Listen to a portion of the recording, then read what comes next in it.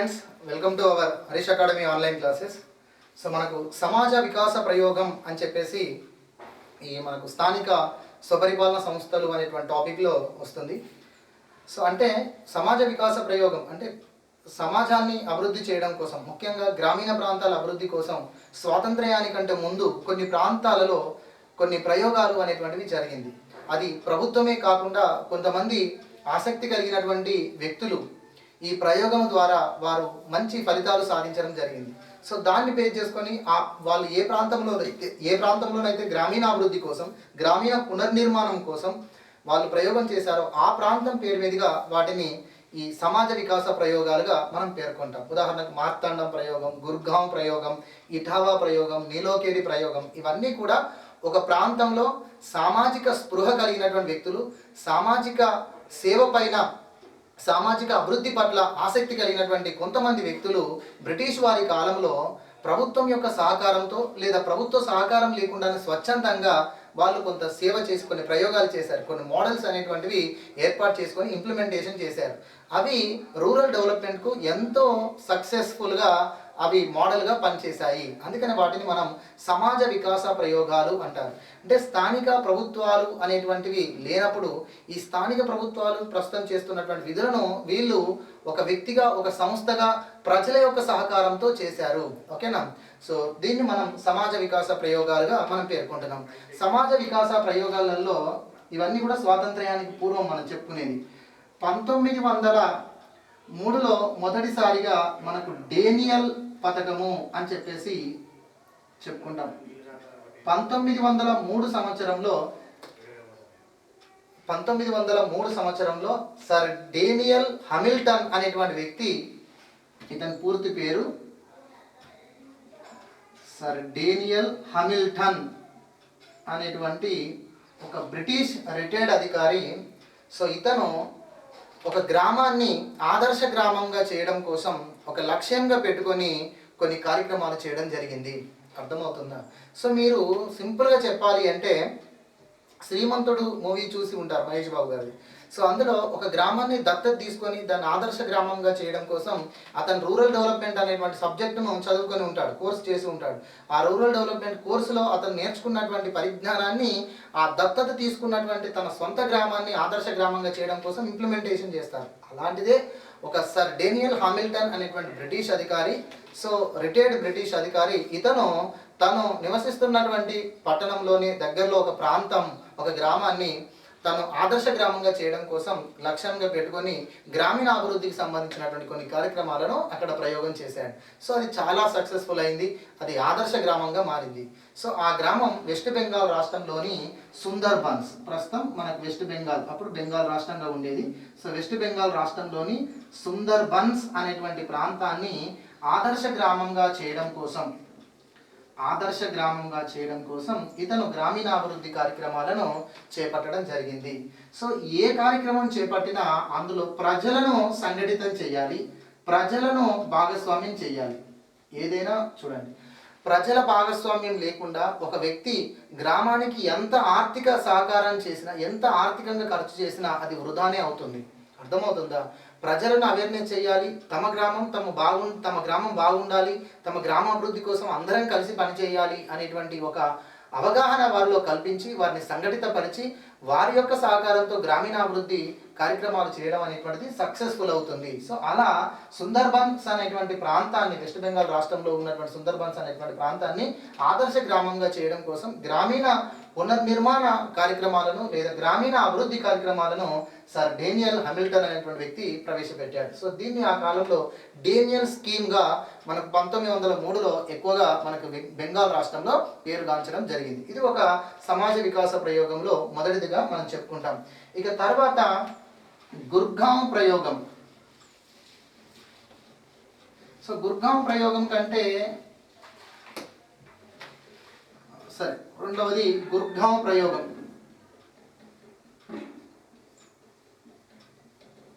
So Gurgaon ప్రయోగం అనేది 1920లో చేయబడినటువంటి ప్రయోగంగా మనం చెప్తాం. సో గుర్గాం అనేది పంజాబ్ రాష్ట్రంలో ఉన్నటువంటి ఒక జిల్లా, పంజాబ్ రాష్ట్రంలోని ఒక జిల్లా.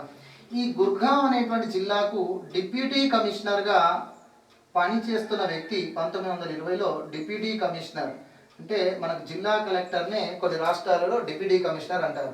అలా పంజాబ్ రాష్ట్రంలో గుర్గాం జిల్లా కలెక్టర్ లేదా డిప్యూటీ కమిషనర్గా పనిచేస్తున్నటువంటి ఎఫ్ఐ బ్రయన్ అనేటువంటి వ్యక్తి గ్రామీణ పునర్నిర్మాణ ఉద్యమాన్ని చేపట్టాడు.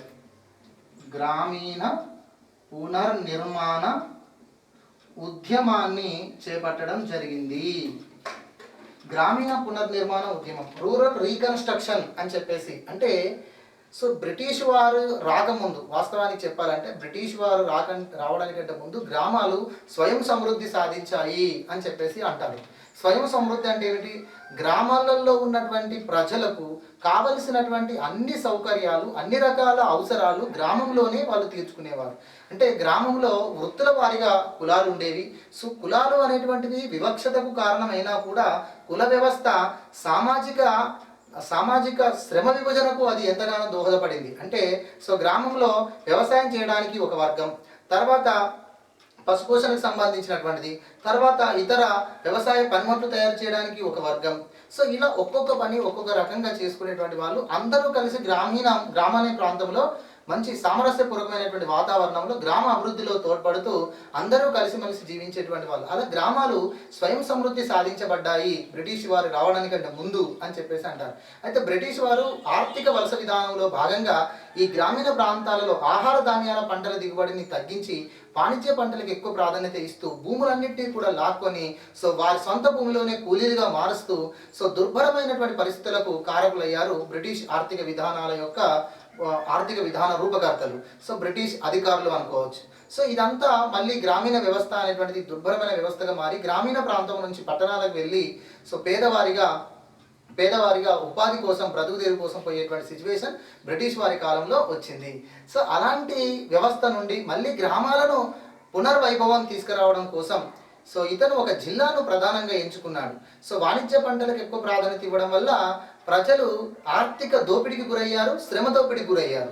అర్థమవుతుందా? సో ఇది బ్రిటిష్ వారి కాలంలో ఈ నల్ల మందు పంట, నీలి మందు పంట అని చెప్పేసి వీళ్ళు ఏ విధంగా చేసేవారని చెప్పేసి మీకు హిస్టరీలో భాగంగా వస్తుంది. సో ఇదంతా పక్కన పెడితే సో ఈ రకమైనటువంటిది వ్యవసాయం చేయడానికి ఆసక్తి చూపట్లేదు రైతులు. ఇంకో రెండో విషయం ఏంటంటే వ్యవసాయానికి సాగునీరు కానీ, వ్యవసాయానికి కావలసినటువంటి ఇతర తోడ్పాటుకు సంబంధించినటువంటివి కానీ ప్రభుత్వం నుంచి లేకపోవడం, తద్వారా గ్రామీణ వ్యవసాయం అనేటువంటిది చాలా వెనుకబడతానానికి గురి కావడం అనేటువంటి జరిగింది. సో ఇలాంటి పరిస్థితులలో గుర్గావ్ జిల్లా డిప్యూటీ కమిషనర్గా పనిచేస్తున్నటువంటి ఈ ఎఫ్ఐ బ్రయాన్ అనేటువంటి వ్యక్తి మొత్తం ఒక 70 గ్రామాలను, తమ జిల్లాలోని ఒక 70 గ్రామాలను ఎంపిక చేసుకున్నాడు. సో తన జిల్లాలో ఉన్నటువంటి కొన్ని గ్రామాలను ఎంపిక చేసుకున్నాడు. కొన్ని గ్రామాలను ఎంపిక చేసుకుని ఆ గ్రామాలు ఏంటిది? ప్రధానంగా వ్యవసాయము ఆధారితమైనటువంటి గ్రామాలు. సో ఆ గ్రామాలను ఎంపిక చేసుకొని ఆ గ్రామాలలో ప్రజలను అవేర్నెస్ చేస్తూ సో మౌలిక సౌకర్యాలు, ఒకవైపు వ్యవసాయ అభివృద్ధికి అతను ప్రయత్నం చేశాడు. సో అది చాలా సక్సెస్ఫుల్ అయిపోయింది. అది గ్రామీణ పునర్నిర్మాణ ఉద్యమం అని చెప్పేసి అంటాం. సో రూరల్ రీకన్స్ట్రక్షన్ మూమెంట్గా దాన్ని పేర్కొంటాం. సో అలాంటిది ఆయన చేసి సక్సెస్ఫుల్ అయ్యాడు. తర్వాత అతన్ని 1933 సంవత్సరంలో బ్రిటిష్ ప్రభుత్వం ఏకంగా పంజాబ్ రాష్ట్ర గ్రామీణ పునర్నిర్మాణ కమిషనర్గా నియమించింది. పంజాబ్ రాష్ట్ర గ్రామీణ పునర్నిర్మాణ కమిషనర్గా మనకు ఎఫ్ఐ బ్రయాన్ను బ్రిటిష్ ప్రభుత్వం నియమించింది. అంటే ఒక గుర్గావ్ జిల్లాలో ఈ విధమైనటువంటి ప్రయోగము రాష్ట్ర వ్యాప్తంగా చేయాలి అని చెప్పేసి తీసుకున్నారు. అంతేకాకుండా 1935-36 సంవత్సరంలో ఈ గ్రామీణ పునర్నిర్మాణం కోసం పంజాబ్ రాష్ట్రానికి 1 కోటి రూపాయల నిధిని కూడా బ్రిటిష్ ప్రభుత్వం కేటాయించింది. ఓకేనా? సో ప్రధానంగా ఇది ఎందుకు చేశారయ్యా అంటే బ్రిటిష్ వారి కాలంలో పంజాబ్ ప్రాంతంలో కొన్ని ఇబ్బందులు కూడా బ్రిటిష్ ప్రభుత్వానికి వ్యతిరేకంగా వచ్చాయి. అందుకే అవన్నీ పోవాలి అంటే ప్రజలు సంతోషంగా, రైతులు సంతోషంగా ఉండాలంటే సో తిరిగి వారి యొక్క జీవితం మారాలి కాబట్టి ఇలాంటి కొన్ని ప్రయోగాలు బ్రిటిష్ అధికారి అయినప్పటికీ జిల్లా కలెక్టర్గా లేదా డిప్యూటీ కమిషనర్గా పనిచేస్తున్న వ్యక్తి సో గ్రామం పట్ల, ప్రజల పట్ల ఆసక్తి ఉండి ప్రజాసేవ, గ్రామీణ పునర్నిర్మాణం అనేటువంటి లక్ష్యంతో ఈ ప్రయోగం చేయడం జరిగింది. సో ఇందులో మరి గుర్గావ్ ప్రయోగంలో ఈ గ్రామీణ పునర్నిర్మాణ ఉద్యమంలో భాగంగా ఏం చేశాడు, గ్రామాలలో ఏ విధమైనటువంటివి చేశాడు అనేటువంటిది మనం చూసినట్లయితే, ఒకటి వివాహము వేడుకలు అని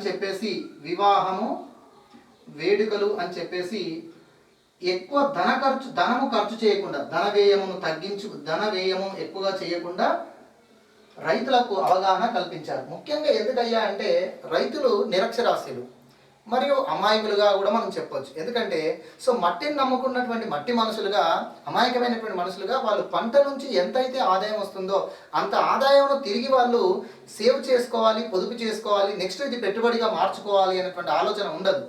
వచ్చినటువంటి దాన్ని వాళ్ళు బ్రతికితే సరిపోతుంది అని చెప్పేసి ఎక్కువ పంట వచ్చినప్పుడు ఎక్కువ ఖర్చు చేస్తారు.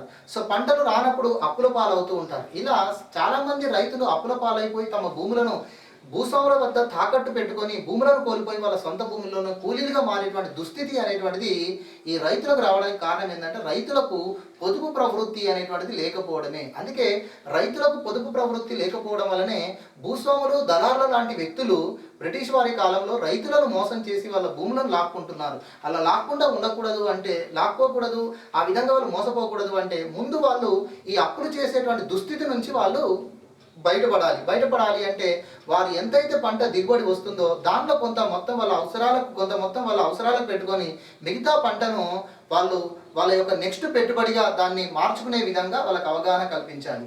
ముఖ్యంగా పండుగలు మరియు శుభకార్యాలు, వివాహాలు, వేడుకలు అని చెప్పేసి ఎక్కువ ఖర్చు చేయడం అనేటువంటి జరుగుతుండేది. అలా ఖర్చు చేయకుండా తక్కువ ఖర్చు చేసే విధంగా ఆడంబరాలమైనటువంటి కార్యక్రమాలు కాకుండా నిరాడంబరంగా ఈ వేడుకలు జరుపుకునే విధంగా వాళ్ళకి అవగాహన కల్పించడం అనేటువంటిది జరిగింది. ఓకేనా?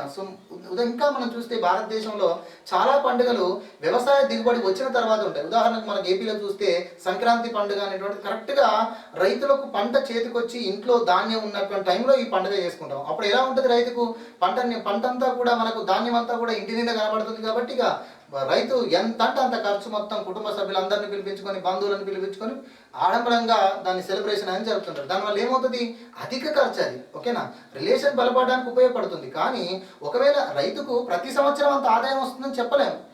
అర్థమవుతుందా? ఎందుకంటే వ్యవసాయం అనేది ఋతుపవన ఆధారితటువంటి రంగం కాబట్టి వర్షాలు అంతగా గతంలో పడినంతగా అంతగా పడకపోతే మళ్ళీ వాళ్ళు కరువు కాటకాలు ఎదుర్కొంటే వాళ్ళు దిగుబడి తగ్గిపోయినట్లయితే వాళ్ళు నష్టపోతూ ఉంటారు. అప్పుడు మళ్ళీ నెక్స్ట్ ఇయర్కు వాళ్ళు పెట్టుబడి పెట్టడానికి వాళ్ళ దగ్గర డబ్బు ఉండదు. అప్పుడు మళ్ళీ ఈ దళారులను, భూస్వాములను ఆశ్రయిస్తే వాళ్ళు ఈ విధంగా వీళ్ళ అమాయకత్వాన్ని, నిరక్షరాస్యతను బేస్ చేసుకొని వీళ్ళ అవసరాన్ని ఆసరగా తీసుకొని వాళ్ళు వీళ్ళని మోసం చేసేటువంటి ప్రయత్నాలు జరుగుతాయి. కాబట్టి ఇలా రైతులు ఎక్కువ మంది కూలీలుగా మారి అసంతృప్తిగా ఉండడానికి కారణం ఏంటి అని చెప్పేసి ఒక అధికారిగా అధ్యయనం చేసి ముందు వాళ్ళు అప్పులు చేసుకోకుండా వారికి వారు పొదుపు చేసుకునే విధంగా వారికి ఒక ట్రైనింగ్ లాంటిది మనకి ఇవ్వడం జరిగింది ఇక్కడ. తర్వాత అనేక అభివృద్ధి పథకాలను వ్యవస్థీకరణ చేశాడు. వ్యవస్థీకరించాడు. అంటే ప్రభుత్వం ప్రవేశపెడుతున్నటువంటి చాలా పథకాలు ఒకదానికొకటి కోఆర్డినేషన్ లేకుండా పోతుంది.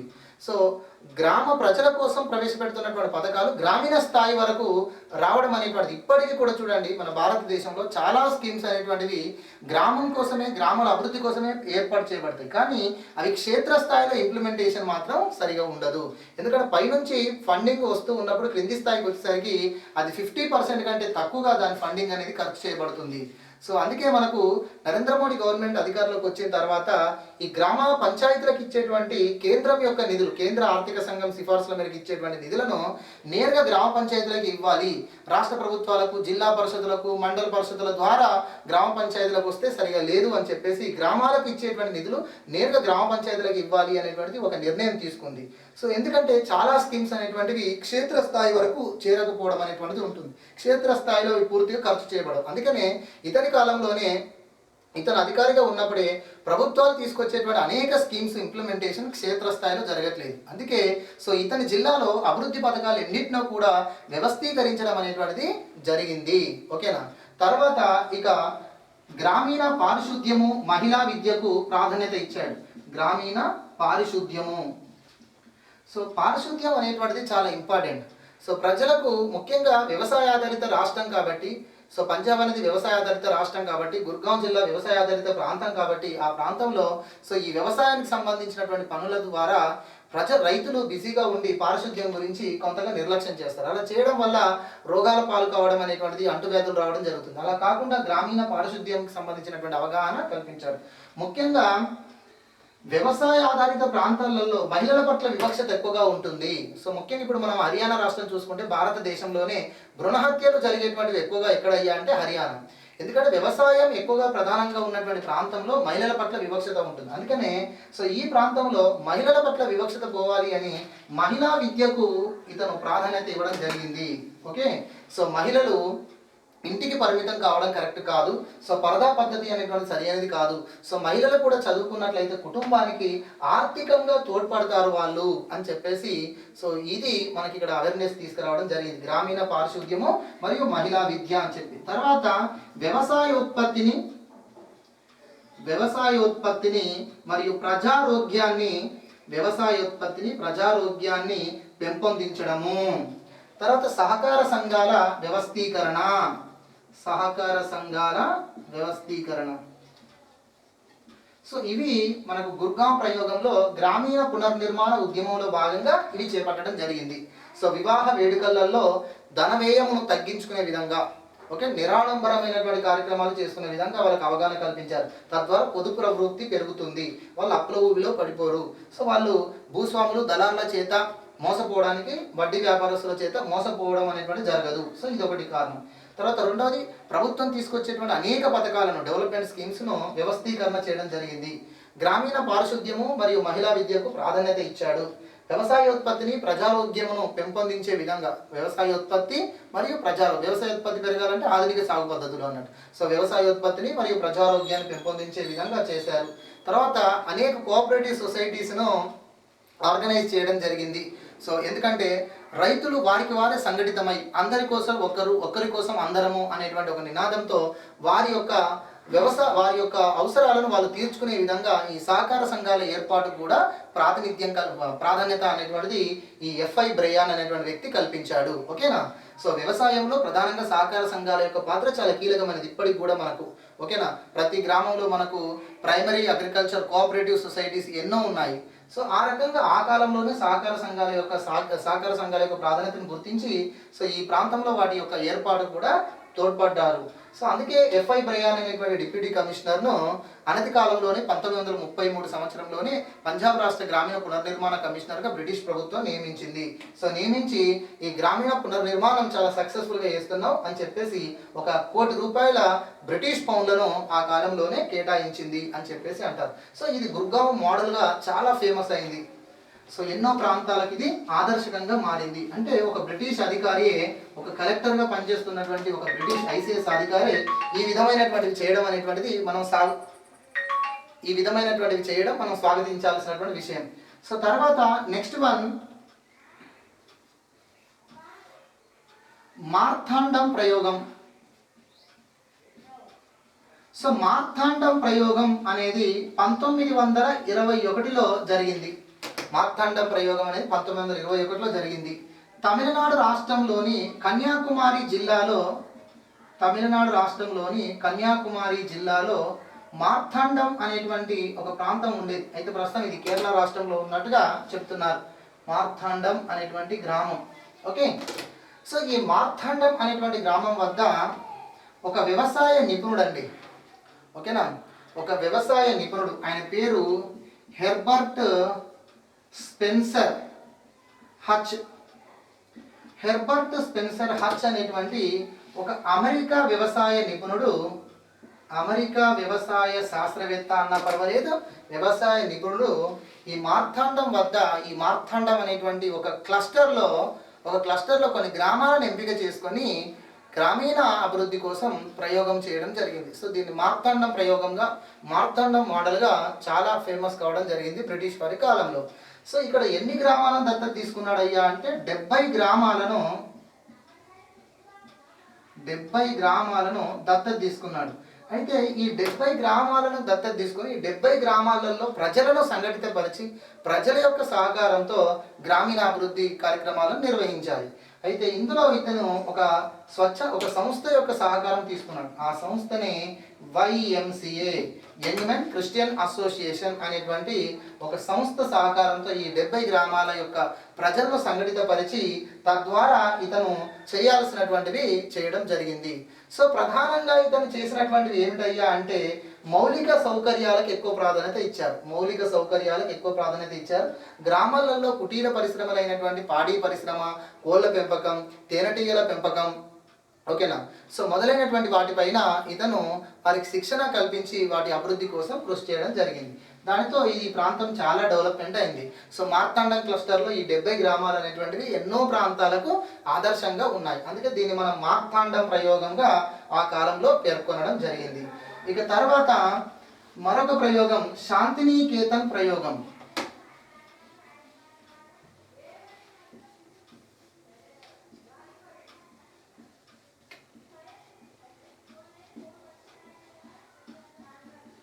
సో శాంతినికేతన్ ప్రయోగం యాక్చువల్గా మనకు జరిగింది 1921లో అని చెప్తారు. కానీ వాస్తవానికి ఇది స్టార్ట్ అయింది 1908లోనే.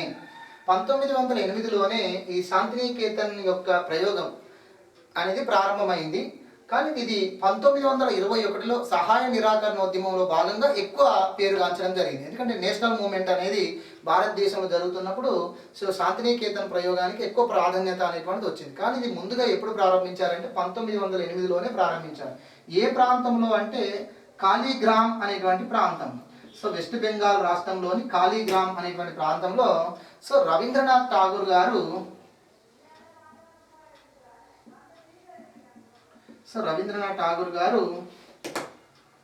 సో విద్యతో పాటుగా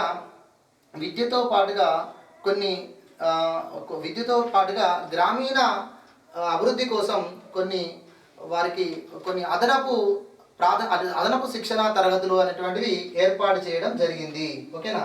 సో ముఖ్యంగా సమాజానికి ఉపయోగపడే విధంగా విద్యార్థి దశలోనే రూపొందించడము ఈ శాంతినికేతన్ ప్రయోగంలో ముఖ్య అంశంగా మనం చెప్పుకుంటాం. ఓకేనా. సో ప్రధానంగా ఇందులో ఇతను తీసుకున్నటువంటి అంశాలు ఏమిటి? ఈ శాంతినికేతన్ ప్రయోగం ద్వారా విద్యతో పాటుగా సమాజ వికాసానికి దోహదపడే విధంగా వారిని ఏ విధంగా తీర్చిదిద్దాలి, సో వాటిలో వేటిని లక్ష్యాలుగా పెట్టుకోవడం అనేటువంటి జరిగింది అనేటువంటి చూస్తే, ముందుగా గ్రామీణ ప్రజల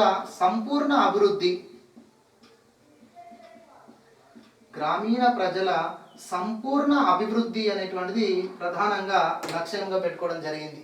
తర్వాత శాస్త్రీయ పంటల పెంపకం.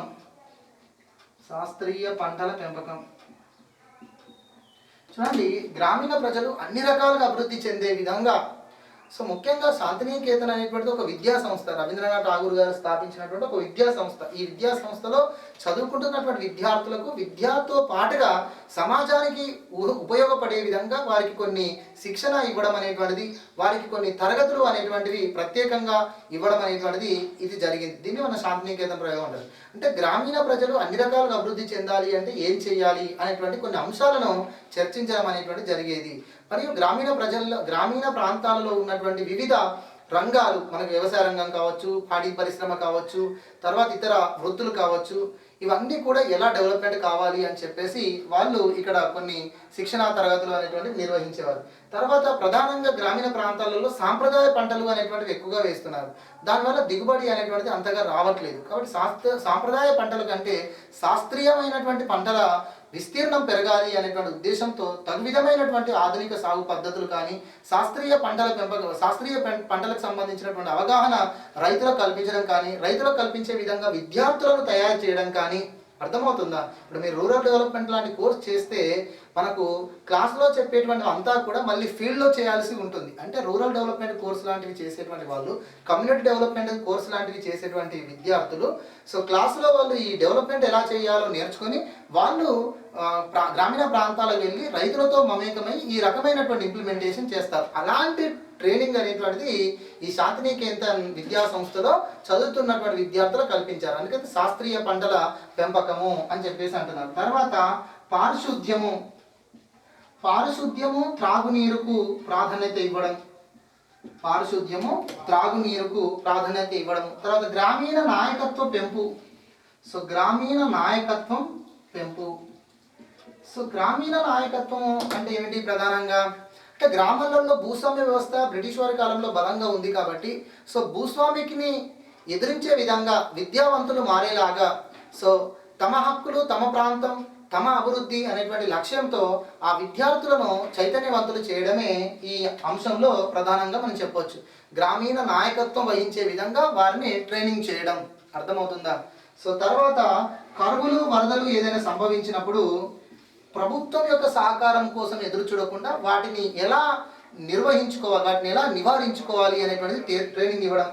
కరువులు వరదలు అనేటువంటివి ఏర్పడ్డప్పుడు వాటి యొక్క నివారణ చర్యలు అనేటువంటివి ఎలా చేపట్టాలో వీరికి ట్రైనింగ్ ఇవ్వడం అనేటువంటిది జరిగింది. సో ఇది శాంతినికేతన్ ప్రయోగంలో భాగంగా 1908లో కాళీగ్రామ్ అనే ప్రాంతంలో మొదటిసారిగా రవీంద్రనాథ్ ఠాగూర్ గారు ఈ ప్రయోగం చేశారు. అంటే విద్యా సంస్థలో చదువుతున్నటువంటి విద్యార్థులకు ఈ అంశాలను లక్ష్యంగా చేసుకొని వాళ్ళకి ట్రైనింగ్ ఇవ్వడం అనేటువంటిది జరిగింది. ఇక 1921లో దీనికి ఒక ప్రధానంగా ఒక పేరు పెట్టారు, ఆత్మగౌరవంతో స్వయం సమృద్ధి అని చెప్పి. ఆత్మగౌరవంతో స్వయం సమృద్ధి అనేటువంటిది లక్ష్యంగా పెట్టడం జరిగింది. ఇదేమిటయ్యా, 1908 సంవత్సరం నాటికేమో మనం గ్రామీణ ప్రాంతాల నుండి చదువుకోవడానికి వచ్చాం కాబట్టి విద్యావంతులుగా మనం మారి మన జీవితాల కోసం పట్టణాలలో స్థిరపడి ఉద్యోగం చేస్తూ మన కుటుంబం మనమే అని కాకుండా మన గ్రామీణ ప్రాంతాలను కూడా పట్టించుకోవాలి అని చెప్తూ, సో ఆ విద్యా సంవత్సరంలోనే కొంత సమయాన్ని గ్రామీణ ప్రాంతాల అభివృద్ధి కోసం, సమాజ వికాసం కోసం వీరిని ట్రైనింగ్ చేయడం జరిగింది.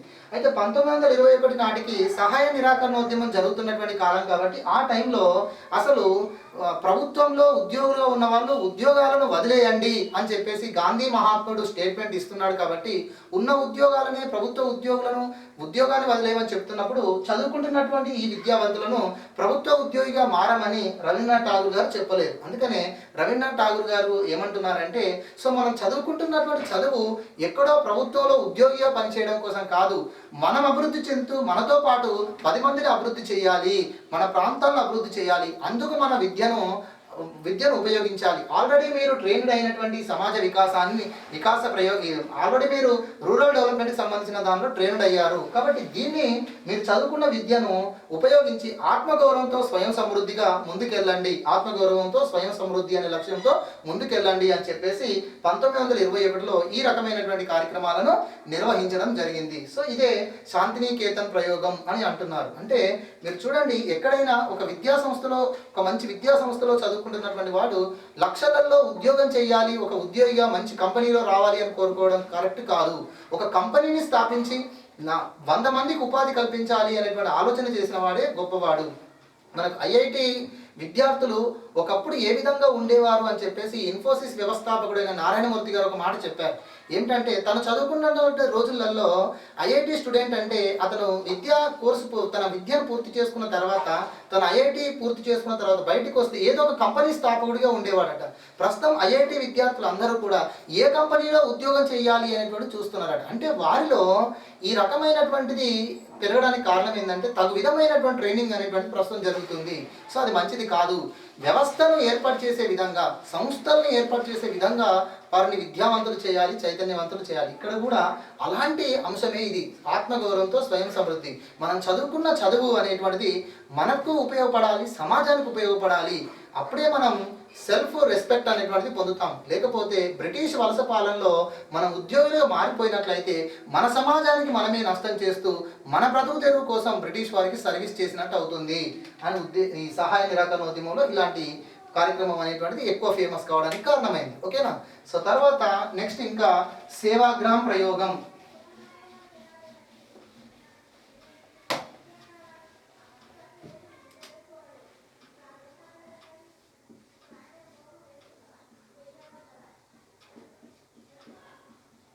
సేవాగ్రామ్ ప్రయోగం యాక్చువల్గా ఇది కూడా 1920లోనే ప్రారంభమైంది.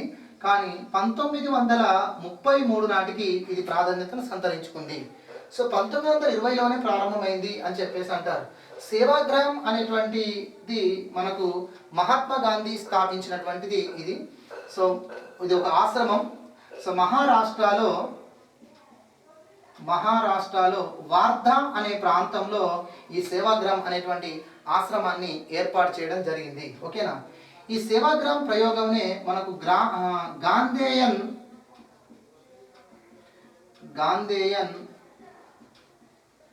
పునర్నిర్మాణ పథకము అని కూడా అంటారు. గాంధేయన్ పునర్నిర్మాణ పథకము అంటారు.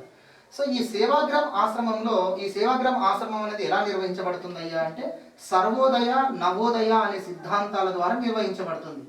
సర్వోదయ నవోదయ అనే సిద్ధాంతాల ద్వారా నిర్వహించబడుతుంది. సో ఇందులో సేవాగ్రామ్ ప్రయోగంలో లేదా ఈ సర్వోదయ నవోదయ సిద్ధాంతాల్లో ప్రధానమైనటువంటి అంశాలు ఏంటయ్యా అంటే ఒక్కసారి చూడండి, మనకు ఆర్థిక సమానత్వం, తర్వాత సామాజిక సమానత్వం,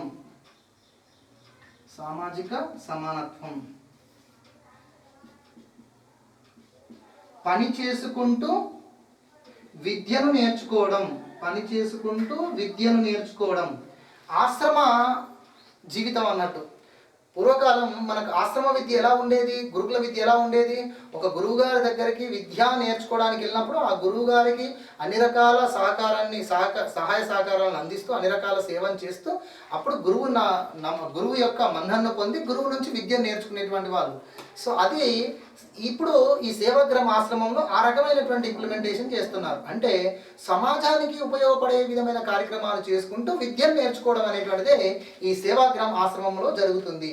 సో మనం చదువుకున్నటువంటి చదువు మన కోసం కాకుండా సమాజం కోసము అనేటువంటిదే ప్రధానంగా ఉంది. అందుకే ఇక్కడ ఆర్థిక సమానత్వం, సామాజిక సమానత్వం, పని చేస్తూ విద్యను నేర్చుకోవడం అనేటువంటిది ప్రధాన అంశాలుగా ఇందులో ఉంది. ఇవే సర్వోదయ నవోదయ సిద్ధాంతాలు. ఈ సిద్ధాంతాల ఆధారంగానే సేవాగ్రామ్ ఆశ్రమాన్ని మహారాష్ట్రలో వార్ధాలో గాంధీ మహాత్ములు ఏర్పాటు చేశారు. దీన్నే గాంధేయన్ పునర్నిర్మాణ పథకం అని కూడా అంటారు. ఓకే, సో దీన్ని ఎక్కువగా పాపులర్ చేసినటువంటి వ్యక్తులు జయప్రకాష్ నారాయణన్ మరియు ఆచార్య వినోబా భావే. సో దీన్ని దేశవ్యాప్తం చేశారు వీళ్ళు. జయప్రకాష్ నారాయణన్, ఆచార్య వినోబా భావే లాంటి వ్యక్తులు దీన్ని దేశవ్యాప్తం చేయడం జరిగింది. ఇక తర్వాత బరోడా ప్రయోగం.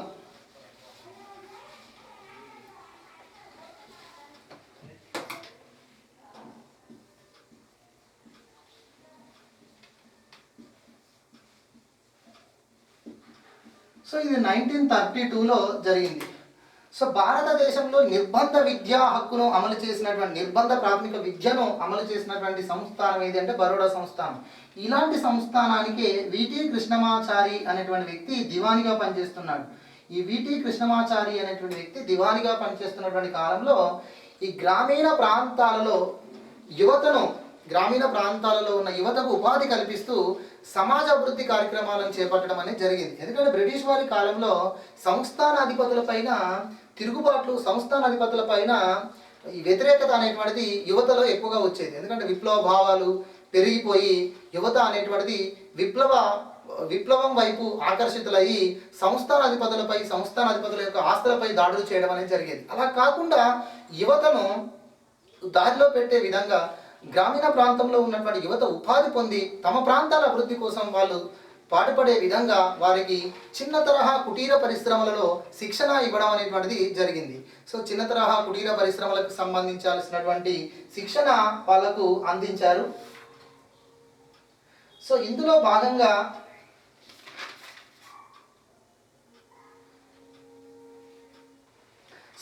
భాగంగా మనకు ముఖ్యంగా పాడి పరిశ్రమ, కోళ్ళ పెంపకము, తర్వాత ఈ పట్టు పురుగుల పెంపకము, ఇవన్నీ కూడా కుటీర పరిశ్రమలు, గ్రామీణ ప్రాంతాలలో కుటీర పరిశ్రమలు. దీంతో పాటు రోడ్ల నిర్మాణము, తర్వాత సాగునీటి పారుదల కోసం చెరువుల ఆనకట్టలు నిర్మించుకోవడము, చెరువుల పూడికతీత, ఇవన్నీ కూడా గ్రామీణ ప్రాంతాలలో చేసే విధంగా సంస్థానము నిధులు కేటాయించింది. ఆ నిధులు అనేవి గ్రామీణ యువతకు ఉపాధి కల్పించే విధంగా మరియు గ్రామీణ ప్రాంతాల అభివృద్ధి జరిగే విధంగా ఇవి చేశారు. ఎందుకంటే ఒక గ్రామ అభివృద్ధి కోసం గ్రామ యువత అందులో పాల్గొని చెరువు నిర్మించుకున్న, రోడ్లు వేసుకున్న, రేపు వాళ్ళు విప్లవ వైపు ఆకర్షితులు కారు, ఎప్పుడూ పని ఉంటుంది కాబట్టి. ఇంకోటి ఏంటంటే వాళ్ళ కష్టంతో ఏర్పాటు చేసుకున్నటువంటి ఆ పనులను, వాళ్ళ కష్టంతో సృష్టించుకున్నటువంటి ఆ సామాజిక ఆస్తులను వాళ్ళు మళ్ళీ ధ్వంసం చేయడానికి ఇష్టపడరు. ఎందుకంటే మనకు బ్రిటిష్ వారి కాలంలో విప్లవకారులు ఇక్కడ మనం రైల్వే ట్రాక్లను పేల్చివేయడం కానీ, పోలీస్ స్టేషన్లను పేల్చివేయడం కానీ, తర్వాత గ్రామానికి సంబంధించినటువంటి ప్రభుత్వ కార్యాలయం ఉంటే వాటిని పేల్చివేయడం కానీ, ఇలాంటివి కొన్ని ప్రభుత్వ వ్యతిరేకమైనటువంటి పనులు చేసేవాళ్ళు. అలా చేయకుండా ఉండాలి అంటే ముందు యువతకు ఉపాధి కల్పించాలి. ఆ ఉపాధి ఎలా ఉండాలి? వారి ఉపాధితో పాటు గ్రామీణ ప్రాంతాల అభివృద్ధికి జరిగే విధంగా ఉండాలి. అలాంటి ప్రయోగమే మనకు దివానిగా పనిచేసినటువంటి బరోడా సంస్థానానికి దివానిగా పనిచేసినటువంటి విటి కృష్ణమాచారి చేయడం జరిగింది. దీన్ని బరోడా ప్రయోగం అంటారు. ఇక తర్వాత ఫిర్కా ప్రయోగము. సో ఇది 1946లో టంగుటూరి ప్రకాశం పంతులు గారు మద్రాసు రాష్ట్ర ముఖ్యమంత్రిగా ఉన్నప్పుడు చేసినటువంటిది.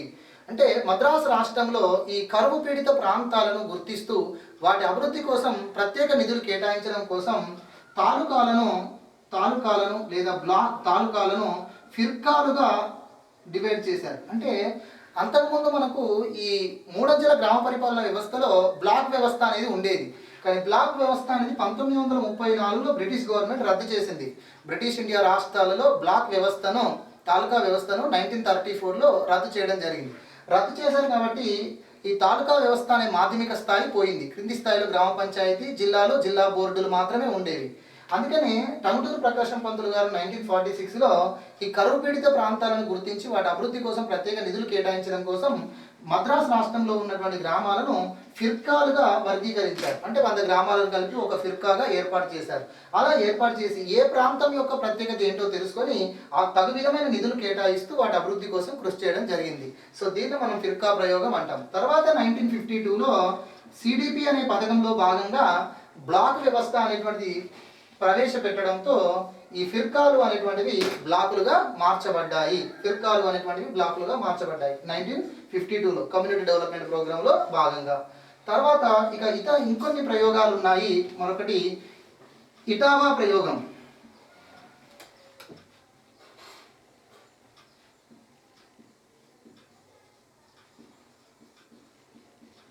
సో 1942 ఇటావా ప్రయోగం.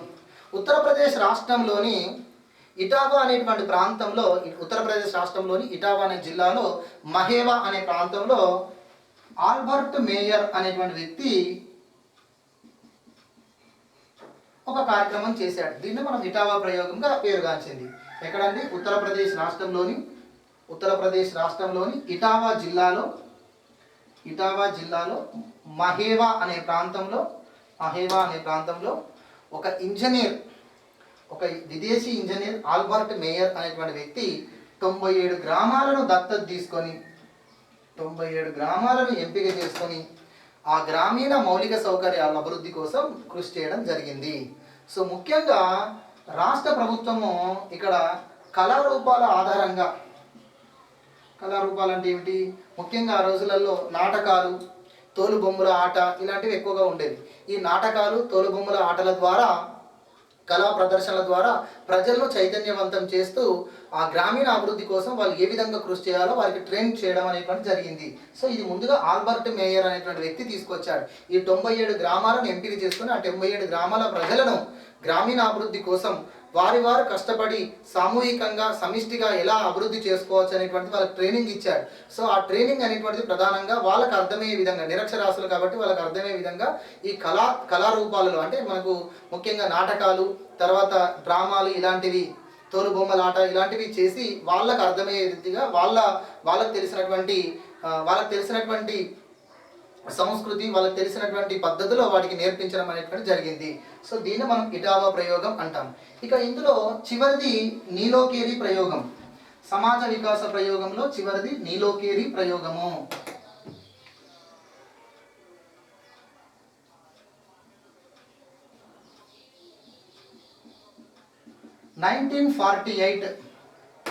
హర్యానా రాష్ట్రంలోని కర్నాల్ జిల్లాలో ఈ నీలోకేరి అనేటువంటి ప్రాంతం ఉంది. ఓకేనా? సో నీలోకేరి ప్రయోగంకి మరొక పేరు కూడా ఉందండి. దీన్ని గ్రామీణ టౌన్షిప్ కార్యక్రమం అని కూడా అంటారు.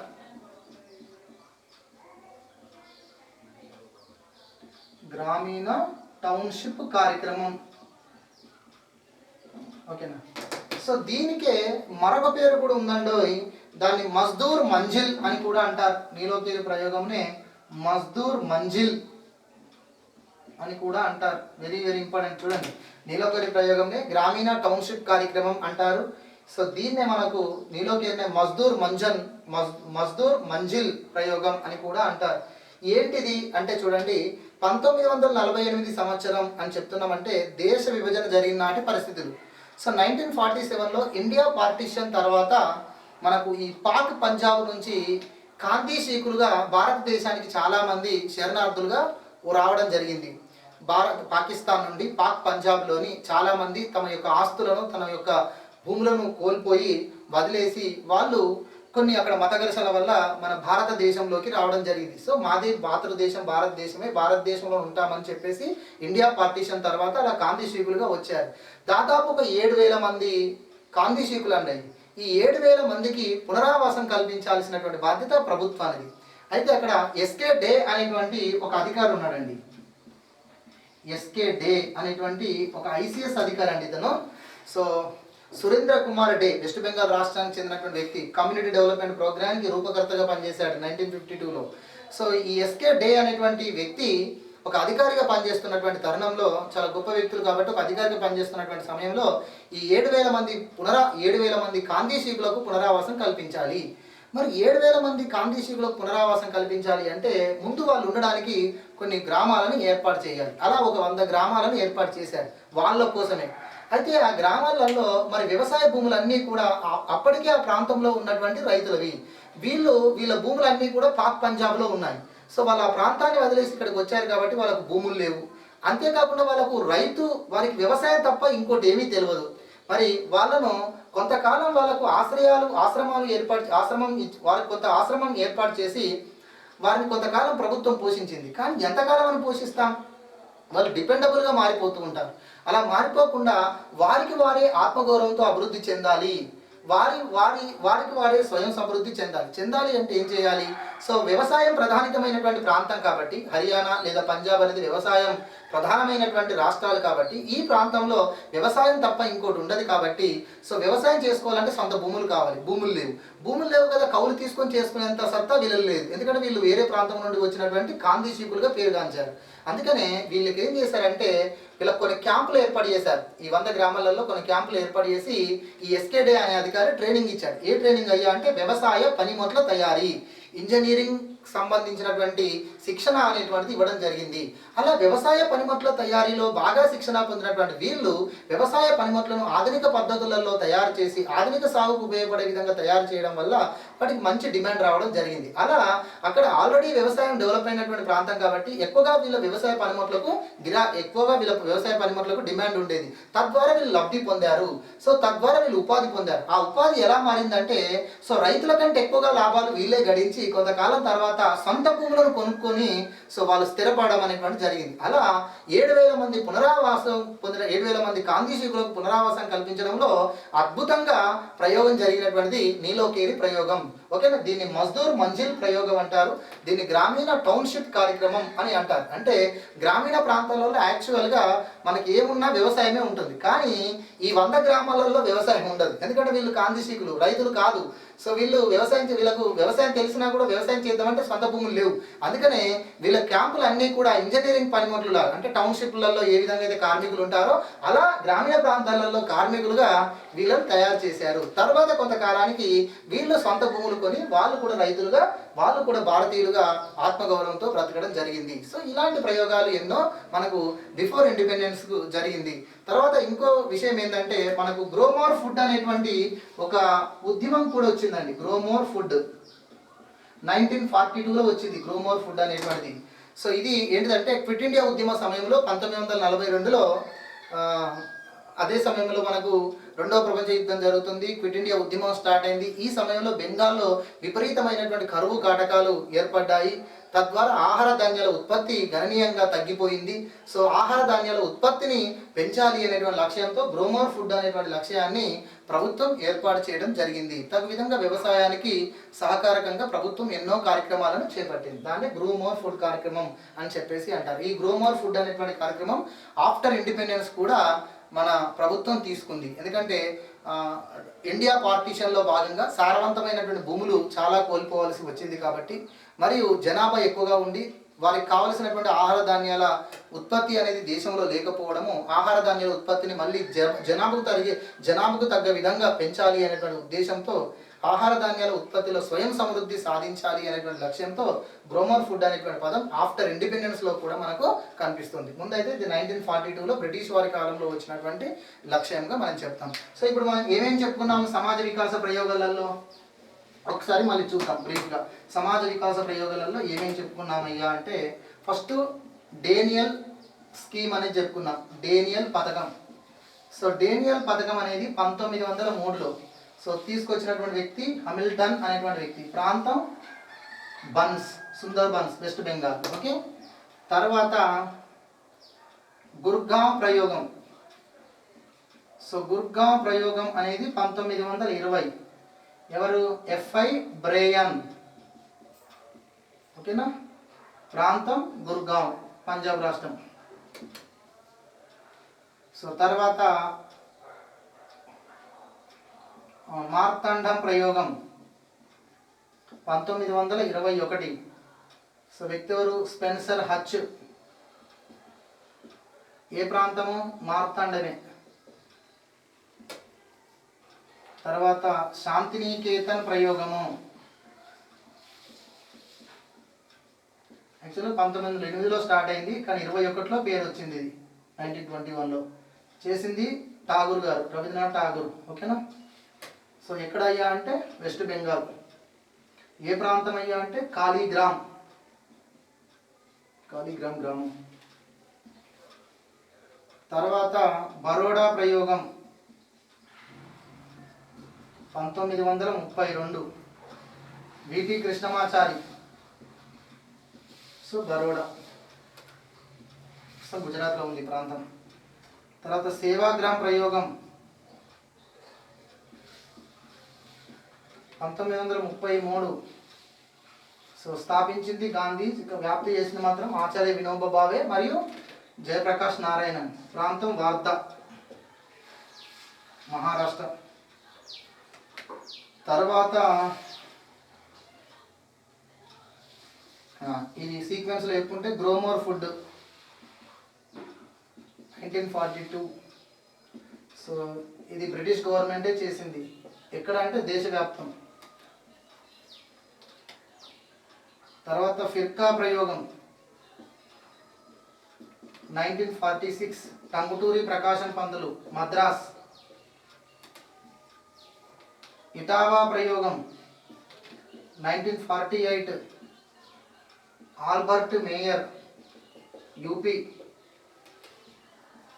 నీలోకెరీ ప్రయోగం 1948, ఎస్కే డే, హర్యానా.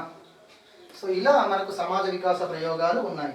సో ఇందులో మనకు ఈ సమాజ వికాస ప్రయోగాల ద్వారా ఎలాంటి అంశాలకు ప్రాధాన్యత ఇచ్చారు అనేటువంటిది కూడా మనం చెప్పుకున్నాం. ఎగ్జాంపుల్ సేవాగ్రామ్ ప్రయోగం ద్వారా ఏ అంశాలు ప్రాధాన్యత సంతరించుకున్నాయంటే ఆర్థిక సమానత్వం, సామాజిక సమానత్వం, పనిచేస్తూ విద్యను నేర్చుకోవడం, ఇలాంటి అంశాలు కూడా మనకి ఎగ్జామ్లో అడుగుతున్నారు. ముఖ్యంగా ఏపీ గ్రామ సచివాలయం, పంచాయత్ సెక్రటరీ లాంటి ఎగ్జామ్స్లో అడిగేటువంటి అవకాశం ఉంది. అందుకని అంత డెప్త్గా మనం చెప్పడం జరిగింది. Okay, thank you.